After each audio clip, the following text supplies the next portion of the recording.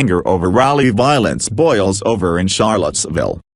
Anger boiled over at the first Charlottesville City Council meeting since a white nationalist rally in the city descended into violent chaos, with some residents screaming and cursing at councilors Monday night and calling for their resignations. Scores of people packed the council's chambers, and the Daily Progress reported Mayor Mike Siner was interrupted by shouting several times in the first few minutes of the meeting. As tensions escalated, the meeting was halted. Live video showed protesters standing on a dais with the sign that said, "Blood on your hands." After talking with members of the crowd, Councillor Wes Bellamy said the council would drop its agenda and focus on the crowd's concerns. The newspaper reported speakers, some yelling and hurling profanities, then took turns addressing the council, some expressing frustration that leaders had granted a permit for the August 12 rally that had turned violent. Others criticized the police response to the event, which drew hundreds of white nationalists and other counter-protesters. The two sides clashed violently in the street that day,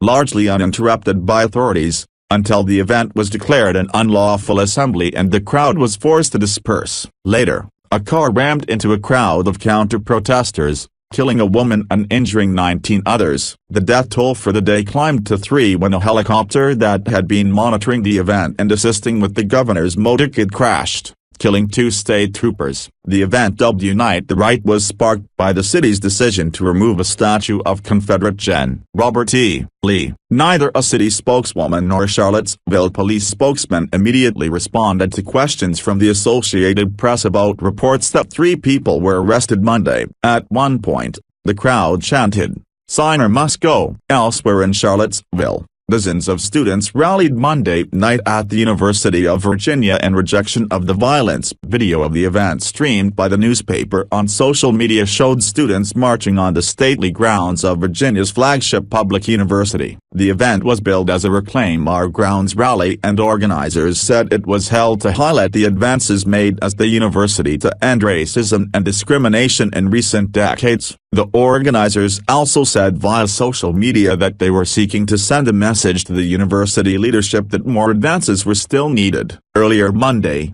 the man who authorities say drove his car into the crowd of counter-protesters August 12 made a second court appearance. The Charlottesville Commonwealth's Attorney's Office said James Alex Fields Jr., 20, appeared by video Monday. It was his first hearing on a second set of charges filed against him last week. Senior Assistant Commonwealth's Attorney Nina Anthony says a judge declined for now to set bond for Fields, who has another hearing Friday. The charges against Fields include second-degree murder. In addition to the death of 32-year-old Heather Hare, police said some of the 19 people injured when the crowd was rammed by the car suffered serious and permanent injuries. Fields' attorney couldn't immediately be reached. In developments elsewhere, U.S. House Speaker Paul Ryan said Monday he would not support a resolution to censure President Donald Trump over his comments following the white supremacist march in Virginia. Ryan was asked at a town hall organized in his Wisconsin congressional district whether he would back the resolution that comes following Trump's comments about the Virginia rally. The question came from Rabbi Dina Fungold,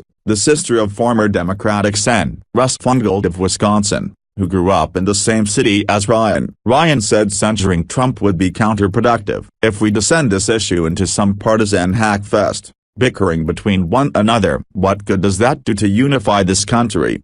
Ryan said, adding that it would be the worst thing we could do. While Ryan said he wouldn't support censoring Trump, he gave his sharpest criticism to date of the president's comments in the wake of the Charlottesville rally. Ryan had previously spoken out against the violence, both on Twitter and in a statement earlier Monday, but he hadn't previously addressed Trump's comments directly. "I do believe he messed up on his comments on Tuesday," Ryan said, referring to Trump asserting there were good people on both sides of the Charlottesville rally. But he added he believes Trump has clarified his remarks.